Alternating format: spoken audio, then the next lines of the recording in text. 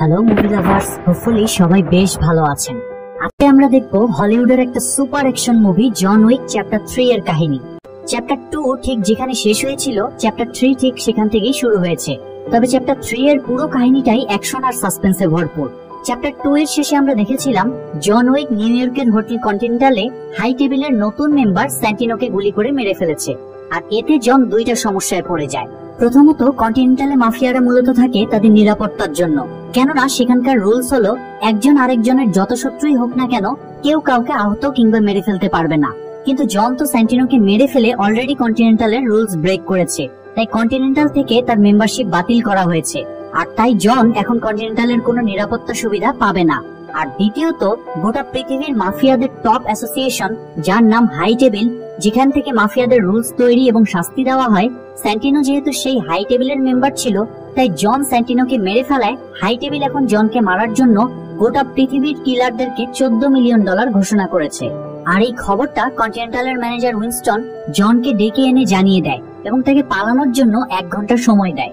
মানে জনকে মারার সেই কন্ট্রাক্ট 1 ঘন্টা পরে অ্যাক্টিভ হয়ে যাবে। মূলত উইনস্টন জনকে 1 ঘন্টার সুযোগ দিয়েছিল, কারণ উইনস্টন জনকে খুব পছন্দ করত। যাই হোক, চ্যাপ্টার 3 এর শুরুতে আমরা দেখি জন উইক তার নিজেকে বাঁচাতে তার কুকুরটিকে সাথে নিয়ে একটা ট্যাক্সিতে উঠে নিউ ইয়র্কের পাবলিক লাইব্রেরিতে যাওয়ার জন্য রওনা হয়। কিন্তু কিছু দূর যাওয়ার পর বৃষ্টির কারণে রাস্তায় তারা ট্রাফিক জ্যামে পড়ে যায়। জন তখন ট্যাক্সি ড্রাইভারকে একটা গোল্ড কয়েন দেয় আর তার কুকুরটিকে হোটেল কন্টিনেন্টালের রিসেপশনিস্টের কাছে পৌঁছে দিতে বলে। এরপর জন সেখান থেকে দৌড়াতে দৌড়াতে পৌঁছে যায় পাবলিক লাইব্রেরিতে। পাবলিক লাইব্রেরিতে একটা বইয়ের মতো বক্সের মধ্যে জনের কিছু জিনিস লুকানো ছিল। জন সেখান থেকে একটা গোল মার্কার, একটা চেইন সহ লকেট আর কিছু গোল্ড কয়েন নিয়ে নেয়। তার মানে এগুলোর সাহায্যে জন হয়তো এখন কারো কাছে হেল্প নিয়ে সে নিজেকে বাঁচানোর চেষ্টা করবে। এর মধ্যে সেখানে অলরেডি একজন কিলার জনকে দেখে ফেলে আর সে জনকে আক্রমণ করে, কেননা মারতে পারলেই তো $14 মিলিয়ন।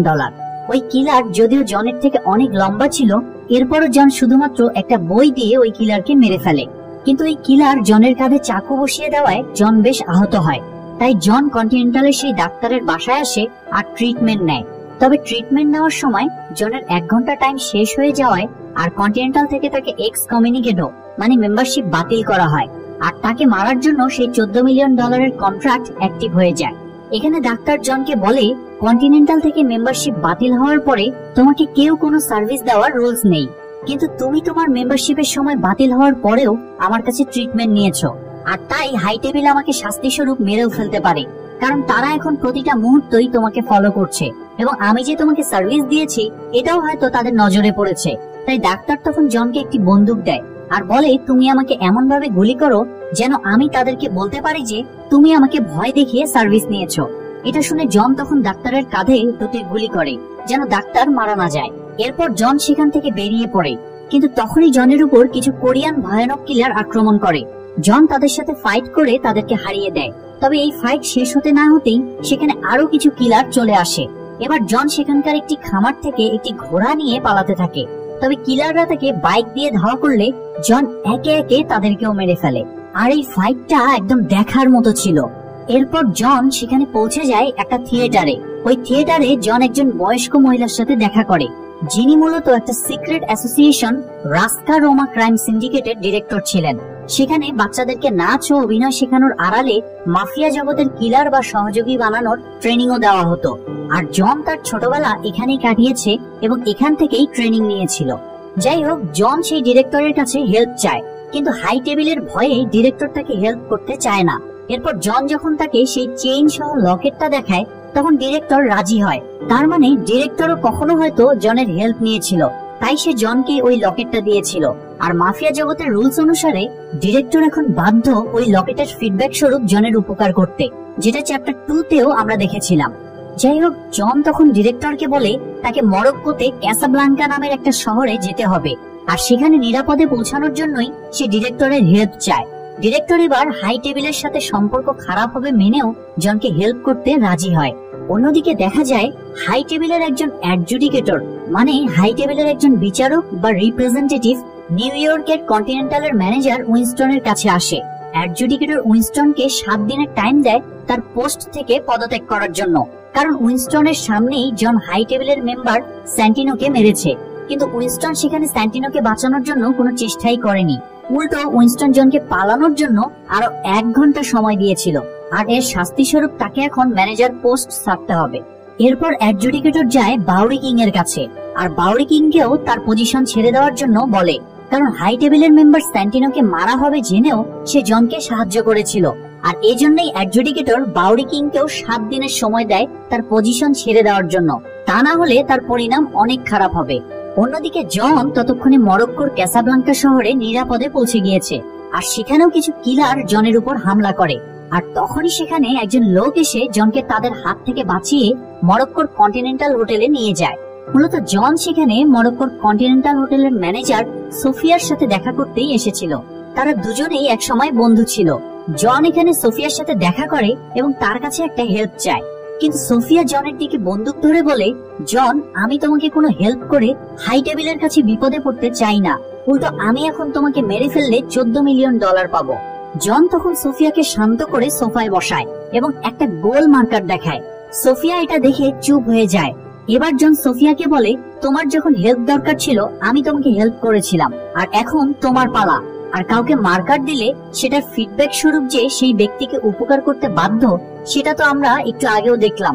যাই হোক, জন এবার সোফিয়ার কাছে ইল্ডারের সন্ধান চায়, আর ইল্ডার হলো হাই টেবিলের সব থেকে সিনিয়র মেম্বার, আর ইল্ডারই একমাত্র জনকে এই সমস্যা থেকে বাঁচাতে পারে।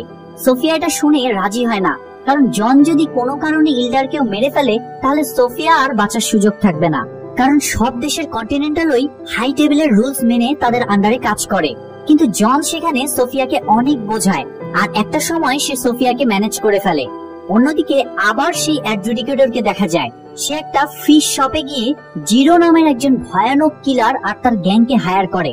সে বেসিক্যালি জনকে মারার জন্য এবং জনকে পালাতে যারা যারা হেল্প করেছে তাদের সবাইকে শাস্তি দেওয়ার জন্যই জিরোকে হায়ার করে। এরপর দেখা যায় জিরো আর তার গ্যাং মেম্বাররা সেই রাস্কা রোমার ডিরেক্টরের উপর হামলা করে। প্রথমে তারা ডিরেক্টরের লোকদের মেরে ফেলে, এরপর হাই টেবিলের অ্যাডজুডিকেটর ডিরেক্টরকে ফিজিক্যালি পানিশমেন্ট দেয়, মানে তলোয়ার দিয়ে তার 2 হাতকে ফুটো করে চিহ্ন করে দেয়, কারণ ডিরেক্টর জনকে পালাতে হেল্প করেছে।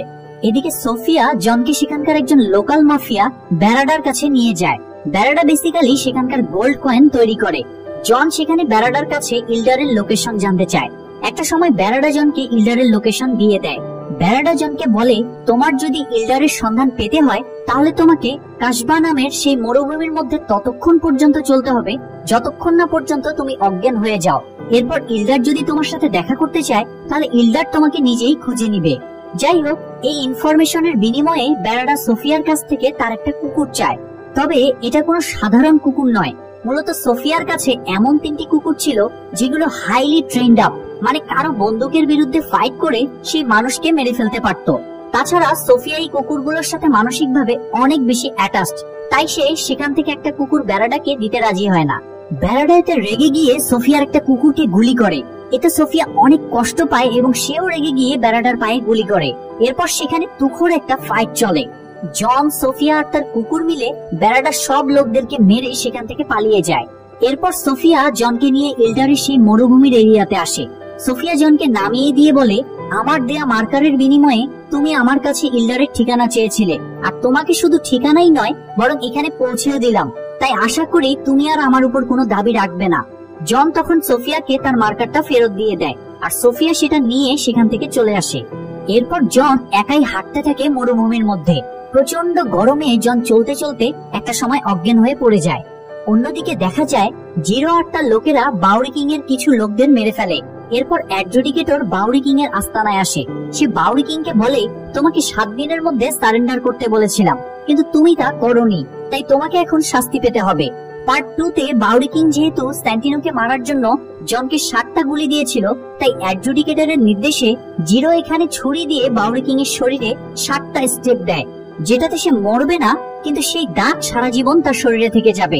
সম্ভবত এই অ্যাডজুডিকেটর এরকম শাস্তি পছন্দ করে, মানে কাউকে না মেরে ফেলে তাকে এমন আঘাত দেয়া যেটা সে সারা জীবন মনে রাখবে, আর যেটা আমরা ওই ডিরেক্টর মহিলার শাস্তির ক্ষেত্রেও দেখলাম।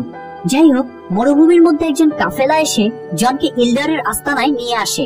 জনের সেখানে জ্ঞান ফেরার পর সে দেখে ইল্ডার তার দলবল নিয়ে একটা তাঁবুর নিচে বসে আছে। এরপর জন ইল্ডারের কাছে তার প্রাণ ভিক্ষা চায়। মানে সে তাকে মারার সেই $14 মিলিয়ন ঘোষণা তুলে নিতে বলে।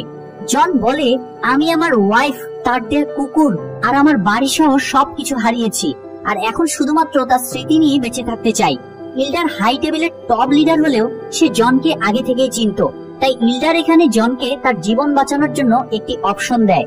সে জনকে অফার দেয়, সে যদি কন্টিনেন্টালের ম্যানেজার উইনস্টনকে মেরে ফেলে তাহলে তাকে মারার ঘোষণা ইল্ডার তুলে নিবে এবং সেই সাথে তাকে আবার কন্টিনেন্টালের মেম্বার হিসেবে যোগ করা হবে, কারণ উইনস্টন হাই টেবিলের পক্ষ থেকে দেয়া দায়িত্ব সঠিকভাবে পালন করেনি।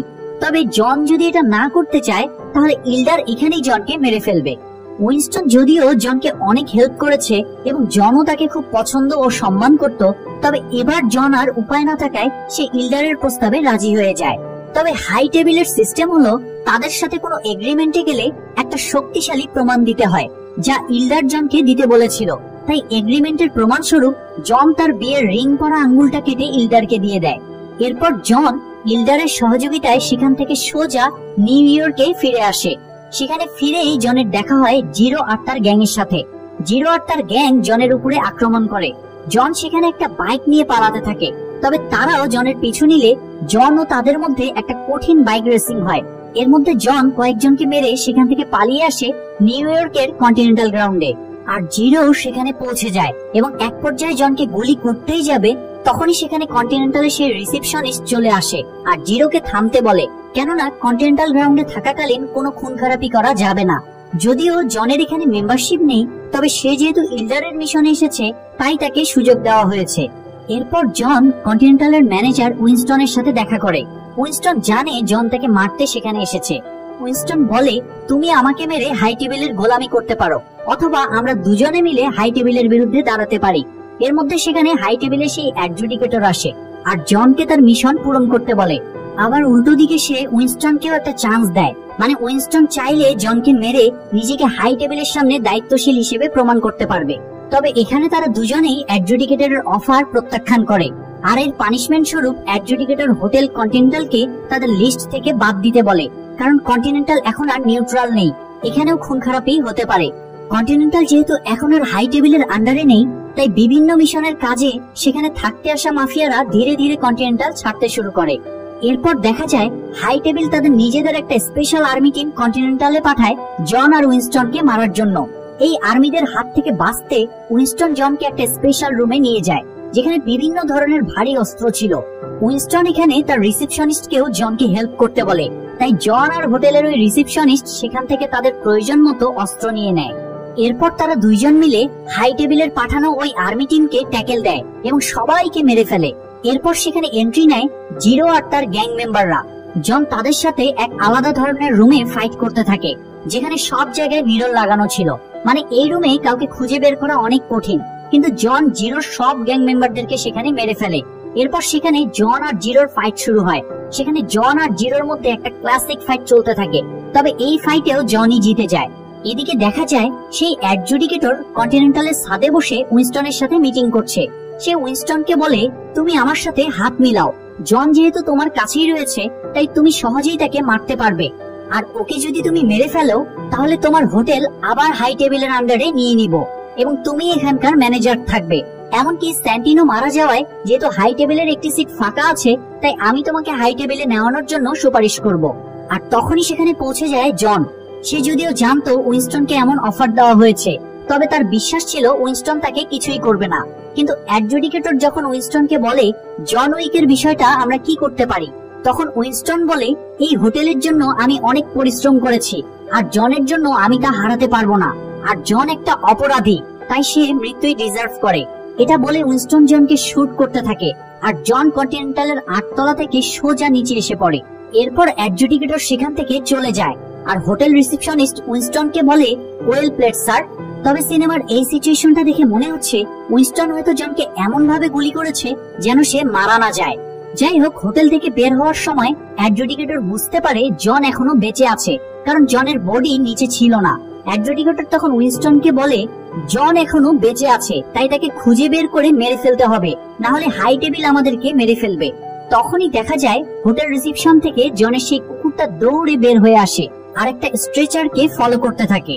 এখানে আমরা দেখতে পারি জন এখনো মারা যায়নি, জনকে বাউরি কিং এর একটা লোক উদ্ধার করে আর তাকে একটা শপিং স্ট্রেচারে করে বাউরি কিং এর কাছে নিয়ে এসেছে। বাউরি কিংকেও সেখানে অনেক আহত অবস্থায় দেখা যায়, কারণ হাই টেবিল থেকে তাকেও পানিশমেন্ট দেওয়া হয়েছে। বাউরি কিং জনকে বলে, আমি অনেকটা হতাশ, আর আমি যতটা হতাশ তুমিও কি ততটাই হতাশ? জন বলে, হ্যাঁ আমিও ততটাই হতাশ। এরপর তারা দুজনে মিলে হাই টেবিলের বিরুদ্ধে লড়াইয়ের ঘোষণা করে। আর এখানেই চ্যাপ্টার 3 শেষ হলেও চ্যাপ্টার 4 এ দেখা যাবে পুরো পৃথিবীর মাফিয়ারা একদিকে থাকবে আর বাউরি এবং জন থাকবে আরেক দিকে। শুধু তাই না, পার্ট 4 এ নতুন কিছু মাফিয়া ও গ্যাংকে দেখা যাবে, আর অ্যাকশন গুলো থাকবে সুপার ডুপার।